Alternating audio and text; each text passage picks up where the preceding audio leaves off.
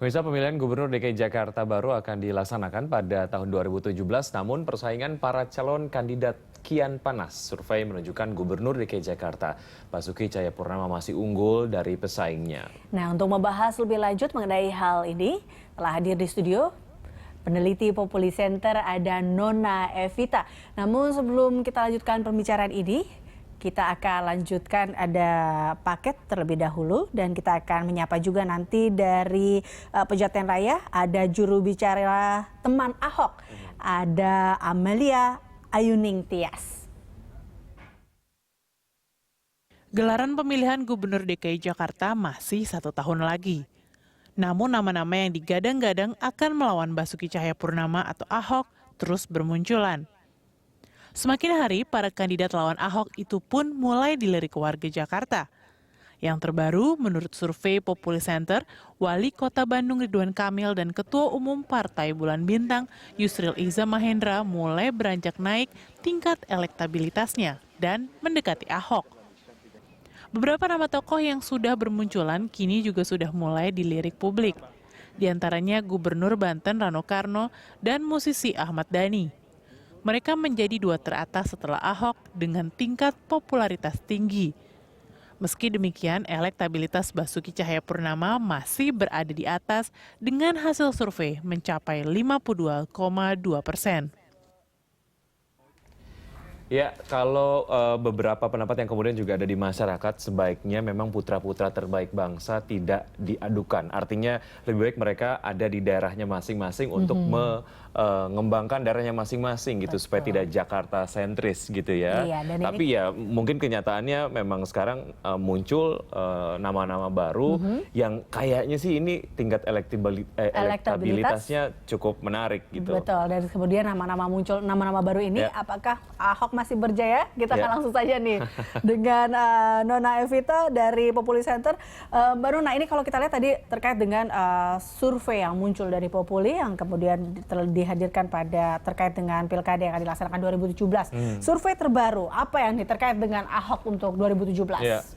Ya, jadi hasil temuan dari Populi Center, kami mengadakan survei dari tanggal 13 Februari hingga 17 Februari.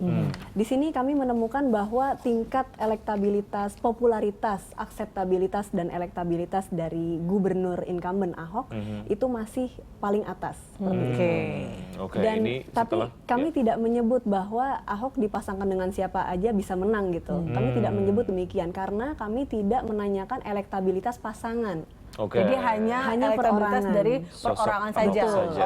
Tapi keberadaan dari calon-calon lah ya yang kemudian juga bermunculan belakangan ini, sejauh mana ini mempengaruhi prosentase elektabilitas dan juga popularitas Ahok, Mbak Nona? Iya, selama ini kalau kita lihat dari trennya, karena kami juga sudah melakukan survei dari bulan Maret 2015 dan bulan Desember 2015. Di sini terlihat tren bahwa elektabilitas Ahok makin naik dan juga popularitasnya semakin naik dari 96% sekian di bulan Desember hanya dalam waktu 2 bulan naik menjadi 99,2%.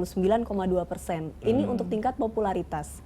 Tapi untuk tingkat elektabilitas ketika kami menanyakan top of mind atau pertanyaan terbuka, siapa yang akan dipilih saat Pilgub DKI nanti?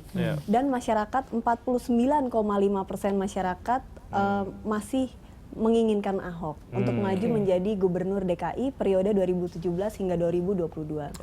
Nah ini kita lihat memang ada nama-nama baru nih muncul dengan independen dalam jalur independen ataupun partai. Dan kemudian sosok-sosok dari dunia hiburan juga pun muncul ini. Kita sebut saja nama Ahmad Dhani dan Yusril Iza Mahendra yang juga muncul dalam pesaingnya Ahok, bisa dikatakan seperti itu di 2017. Nah ini kalau dari data Populi Center menemukan seperti apa? Ini memangkah dua tokoh ini akan menjadi salah satu lawan yang berat? Begini, jadi yang tadi kalau misalnya bisa saya ralat, bukan tren kenaikan, karena kami baru memunculkan nama Profesor Yusril dan Ahmad Dhani itu disurvei bulan Februari ini. Jadi secara nama baru yang muncul, ini mereka sudah masuk 5 besar yang teratas. Ini artinya mereka sudah mengantongi aset popularitas. Starting yang baik. Tinggal mereka, apakah mereka nantinya mempunyai program kerja yang baik, kemudian yang istilahnya cocok di masyarakat. Seperti itu nanti bisa jadi akseptabilitas atau tingkat di penerimaan oleh masyarakat ini juga semakin meningkat.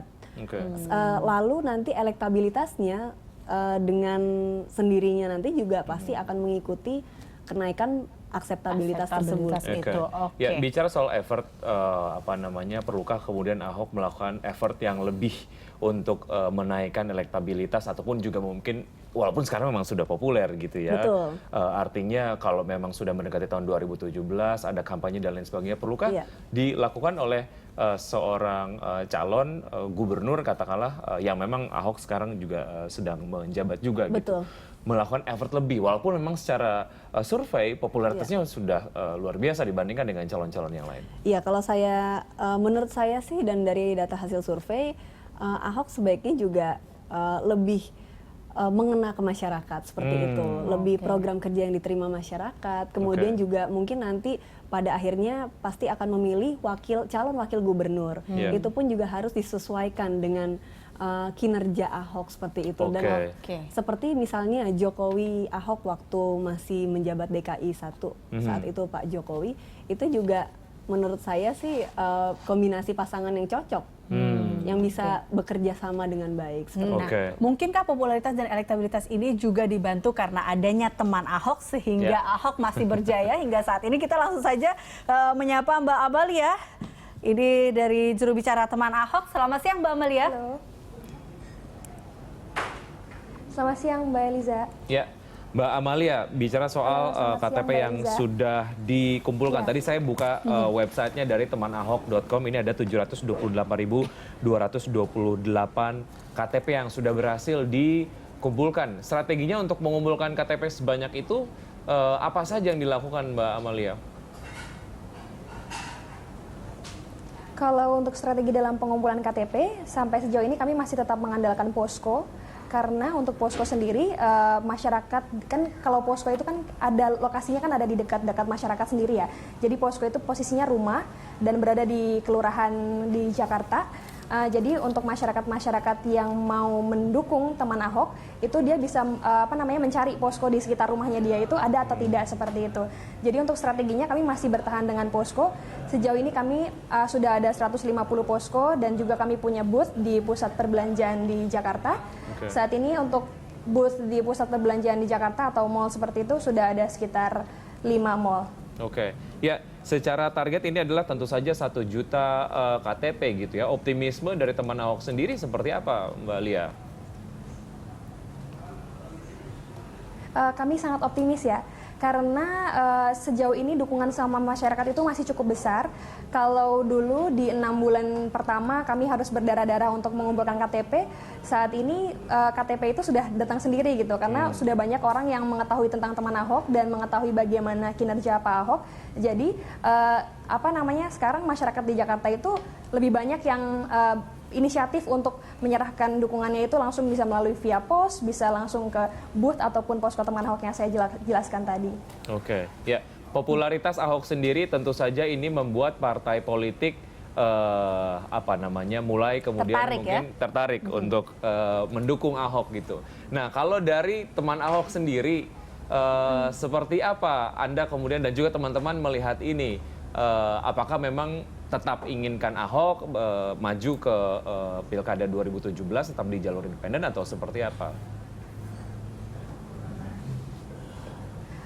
Tentu saja kalau dari teman Ahok karena memang kami dari awal komitmennya adalah mendukung Pak Ahok maju melalui jalur independen dan sudah mengumpulkan KTP, bahkan sampai saat ini sudah terkumpul 728.000 KTP, maka kami akan tetap berkomitmen supaya Pak Ahok bisa maju melalui jalur independen seperti itu. Kalau terkait dengan dukungan partai, sejauh ini kami terbuka sekali kalau seumpama misalnya ada partai yang mau mendukung Pak Ahok seperti Partai Nasdem seperti itu yang sejauh ini sudah mengeluarkan statement untuk mendukung Pak Ahok, bahkan tidak mempermasalahkan ketika Pak Ahok harus maju melalui jalur independen seperti itu. Oke, baik. Kita akan lanjutkan mengenai independen ini juga dari hasil populi seperti apa. Kita akan kembali Mbak Amelia dan juga Mbak Nunung. Sesudah break berikut ini kami akan kembali pemirsa sesaat lagi.